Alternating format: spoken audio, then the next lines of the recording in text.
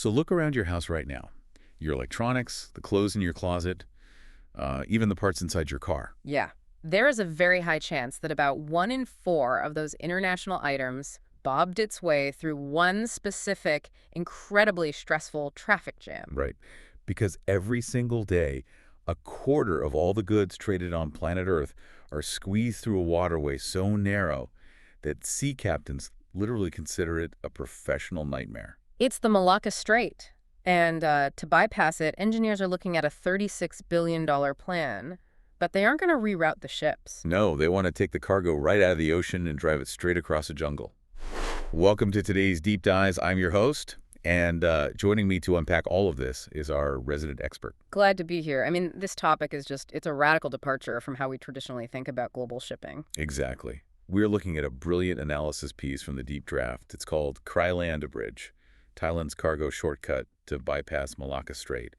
And what's really cool is that the author, Captain Raghu Sharma, is actually a serving master mariner. Right. So we aren't just getting economic theory. We're getting the perspective of someone who actually steers these massive vessels through these exact choke points. Which is invaluable. So our mission today for you, the listener, is to figure out how a 120-kilometer strip of land in Thailand might completely rewire global trade. We're going to dig into why a centuries-old dream of building a canal there failed, how this new land shortcut actually saves time, and what it means for the geopolitics of Asia. And of course, what it means for the supply chains you rely on every day. Okay, let's unpack this. We have to start with the sheer scale of the problem. Yeah, the bottleneck. To really understand why a solution this wild is even on the table, you have to look at the frustration with the Malacca Strait. It's basically a one-lane highway, right? Imagine a one-lane road, but a quarter of the world's delivery trucks are forced to use it. That's a great way to put it. And, you know, the desire to find a shortcut around the Malay Peninsula isn't some new e-commerce headache. It goes way, way back. Yeah, the historical context in the source was fascinating.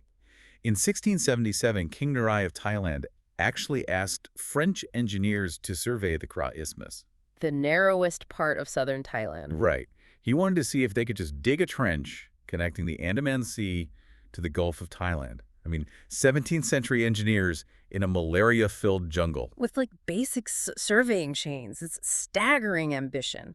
Naturally, they concluded it was a physical impossibility. Oh, I'm sure. But that dream, the Kra Canal, it just kept coming back. It became an obsession. The British and French pushed for it in the 19th century.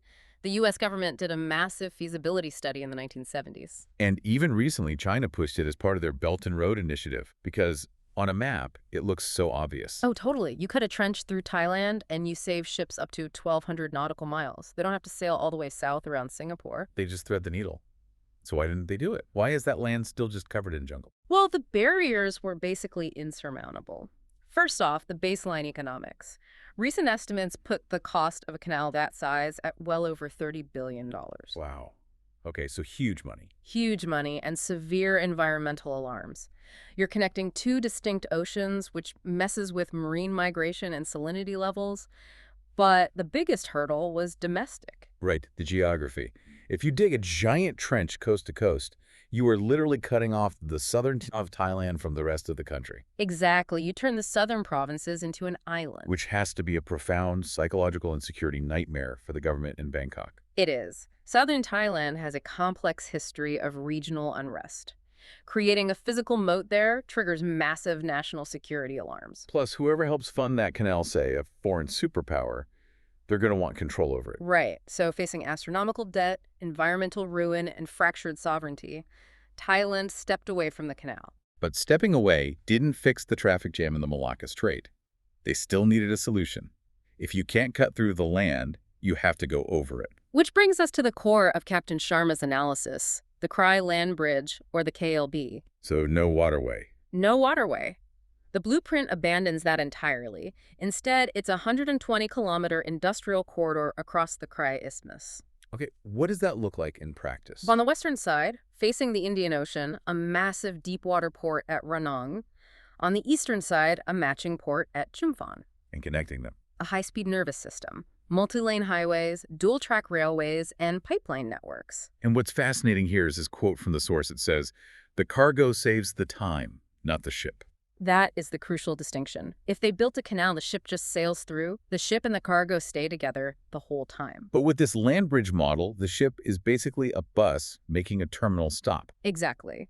A mega ship from Europe hits the port at Ranong, unloads thousands of containers, and those containers get zipped across the country on trains. And then they are loaded onto a completely different ship waiting at Chumphon to take them to, like, Japan or China. The cargo takes the shortcut. The original ship just turns around. Okay, wait. I have to play devil's advocate here because unloading and reloading thousands of massive steel containers, that sounds incredibly slow. It does sound counterintuitive.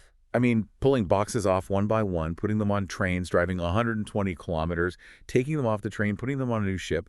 How does that heavy lifting actually save time? It comes down to the hard math of travel distances versus overland transit speeds. The source breaks this down using the route from Colombo, Sri Lanka to Hong Kong. Okay, let's hear the numbers. Normally, sailing that route via the Malacca Strait is about 2,900 nautical miles. Because of that huge southern detour around Malaysia. Right. Now, map that with the land bridge. The sea legs getting to the western port and then from the eastern port to Hong Kong total about 2,250 nautical miles. Okay, and the land part. The overland train is about 100 kilometers, which is roughly 50 nautical miles. So you've bypassed the southern loop and shaved roughly 600 nautical miles off the trip. So what does 600 nautical miles mean for the clock? Well, container ships usually do what's called slow steaming to save fuel, traveling around 13 knots.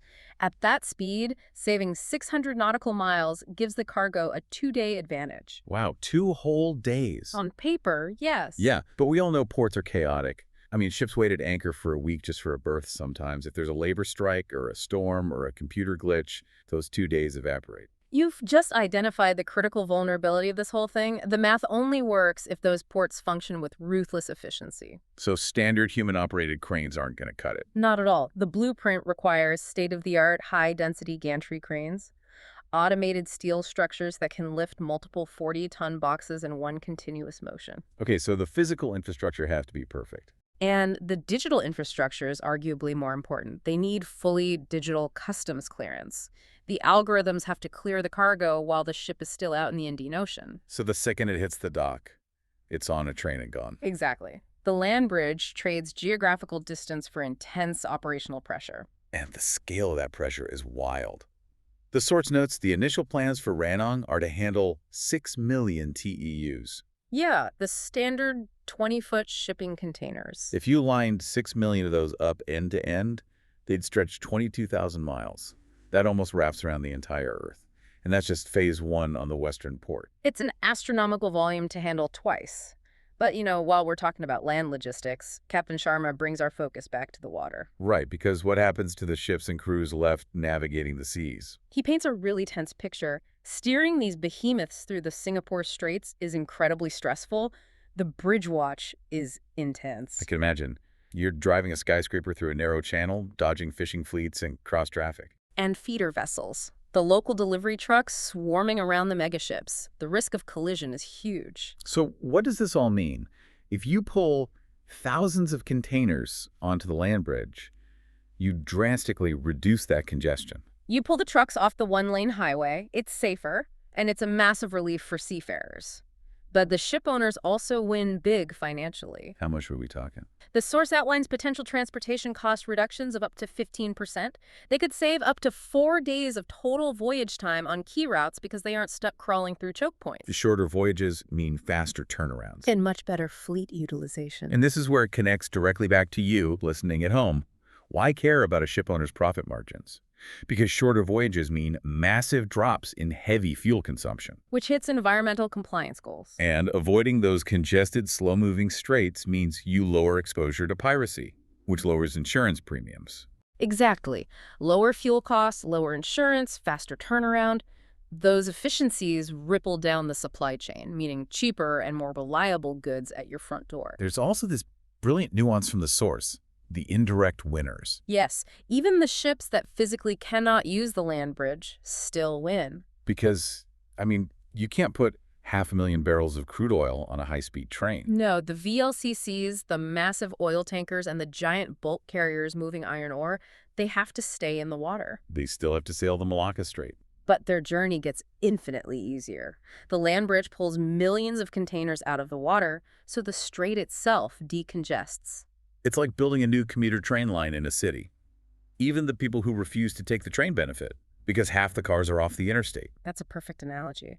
But, here's where it gets really interesting. When you alter global shipping this much, you're shifting geopolitical power. Let's talk about the trillion-baht chessboard. The cost is estimated between 28 and 36 billion US dollars. That level of capital is drawing serious attention from global investors and Gulf states. And we have to look at the power dynamics objectively. For Thailand, this makes them an indispensable regional hub. They become gatekeepers of a new global artery, which challenges Singapore and Malaysia directly. Singapore has built its modern economy on being the undisputed king of transshipment at the tip of the peninsula. If Thailand offers a shortcut bypassing them entirely, that's a huge threat to Singapore's dominance. And then there's China. They have a well-documented issue called the Malacca Dilemma. Right, because they rely heavily on that one strait for energy imports and exports. It's a huge strategic vulnerability for them. Exactly, a choke point that could theoretically be blockaded. So China loves the idea of a bypass. But wait, if China heavily finances this, doesn't that just give them control of a new choke point? This is where the difference between a canal and a land bridge is huge. A canal is navigable water. You can park warships in a canal. But a land bridge is just Thai infrastructure. Right. Thai ports, Thai railways, Thai sovereign land. It mitigates China's Malacca dilemma without handing any foreign power territorial control. It's commercial, not territorial. But, man, those commercial solutions come with intense real-world costs. $36 billion to terraform a coastline. The environmental toll is severe. Building deep-water megaports means massive dredging.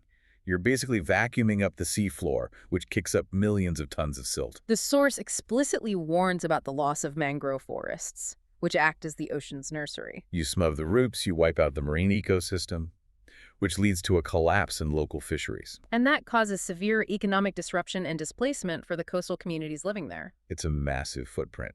And we also have to mention the security challenge of building all this through southern Thailand, given the history of unrest there. You need incredibly strong governance to keep global trade flowing across that landscape. But despite the hurdles, they are moving fast. What's the timeline looking like? They're targeting 2026 to start international bidding. And the goal is to have the first phase, the ports, the rail hub, the highways operational by around 2030. That is an insanely tight window. It is. But if we synthesize everything Captain Sharma laid out, the Kra Land Bridge is a masterclass in adaptation. Yeah. For centuries, the dream of a canal was about physically conquering the geography. But when the costs proved too dangerous, they found a different way. They realized they didn't need to move the ocean. They just needed to move the boxes. Exactly. It achieves the exact same goal, but it does it by ruthlessly cutting out operational inefficiency. Trading a 17th century dream of a trench for a 21st century network of automated cranes. And if they pull off that operational perfection, they redraw the map of Asian trade. Without digging a single canal. Which brings us back to that congested one-lane highway. The Malacca Strait isn't going anywhere. The tankers will still sail it. But for the first time, there might actually be a viable, high-tech detour for everything else. We want to thank you for joining us on this deep dive. It's been a great discussion. But before you go, we want to leave you with one final thought to mull over. If Thailand proves that an intensely digital land bridge is a faster, smarter alternative to a massive canal, how might this change the way we look at other congested maritime choke points? That's a great question. Could the future of global shipping be less about mastering the oceans and more about mastering the rails and the roads? Thanks for listening.